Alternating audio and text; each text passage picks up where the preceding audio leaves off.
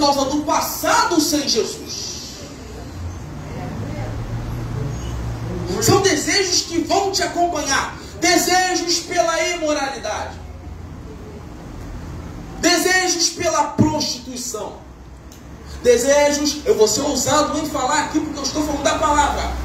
Muitas das vezes desejo pela prática da homossexualidade, pela prática do roubo, pela prática da lascívia, pela prática da mentira, do engano e principalmente pela ausência da presença de Deus. Meu Deus. A tentação vai fazer, muitas das vezes, com que nos afastemos de sermos próximos de Deus e voltamos à natureza caída. Isso sim é tentação. Mas o que é aprovação, missionário? Provação vem dentro de uma caminhada cristã. Porque o nosso Deus, Ele é Deus. Ele foi revelado como amigo, mas também foi revelado como Pai. E quando nós retratamos ao nosso Deus como Pai, o que a Bíblia diz? O Pai não dá coisas ruins quando o filho pede coisas boas. Aonde que o filho pede pão e o pai vai dar uma serpente?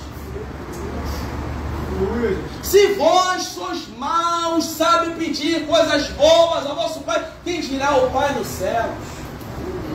O nosso Deus, como Pai, não está aqui para nos dar coisas ruins. Missionário, mas você não sabe o que eu estou passando. Mas Ele sabe muito bem o que é bom para você. Ele sabe o que é bom para você. Ele sabe o que te dá. Ele sabe o que te dá. E por Ele ser retratado também como Pai, Ele nunca vai dar nada de mão beijada.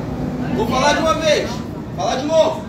Por Ele ser retratado também como Pai, por Ele ter essa fisionomia também de Pai, é Deus, é amigo e também é Pai. Um Pai não dá nada de mão beijada. A Bíblia mostra claramente que Ele sabe dar coisas boas aos filhos, mas Ele não sabe dar nada de graça aos filhos. E quando eu falo de filhos, eu falo de algo aprofundado. Eu falo de algo específico. Por que eu falo de algo específico? Porque hoje todo mundo é filho. Fuma, cheira, peca, mas fala, sou filho, né? Não. Se prostitui, não congrega, vive nas práticas mundanas constantes.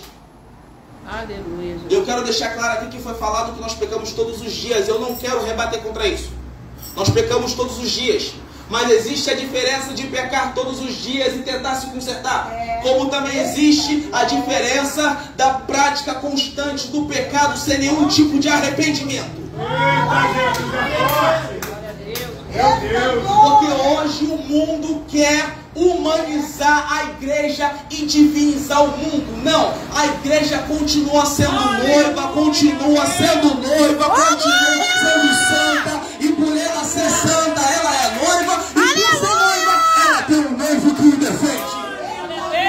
Podem falar o que for contra a igreja ainda pertence ao noivo, a igreja ainda tem noivo, a igreja ainda tem dono. Meu Deus, aleluia. Ela ainda tem um dono.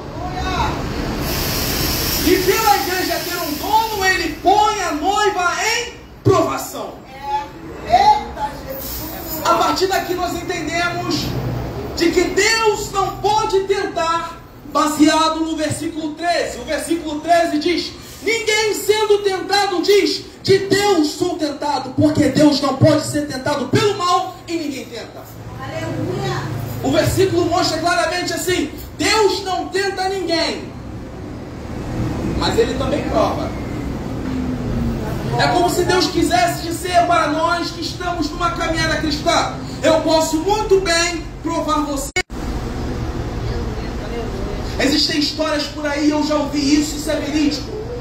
Pessoas que saíram da prostituição, não estão libertas, vão evangelizar na prostituição, falando Deus mandou e cai lá. Como Como que Deus vai te levar para um lugar sabendo da sua fraqueza? Primeiro Ele prova para provar, para depois enviar. Não vá para lugar nenhum, mesmo que seja a vontade de Deus, não vá despreparado. Deus não envia ninguém despreparado para uma missão. Deus não envia ninguém despreparado para uma missão. Pelo contrário, Ele vai provar, Ele vai pôr a prova, Ele vai colocar no fogo. Mas também depois de ser colocado no fogo e ser aprovado, Ele vai falar: tá pronto para ser usado, tá pronto para ser enviado, tá pronto para ser ungido, tá pronto para ser minha porta-voz, tá pronto para ser minha imagem e semelhança. Meu Deus, aleluia. Aí a Bíblia diz, no versículo 12: bem-aventurado o varão que sofre a tentação. Aleluia. O que significa isso? A palavra bem-aventurado, se nós trocarmos por uma palavra semelhante, está dizendo: feliz o varão que sofre a tentação.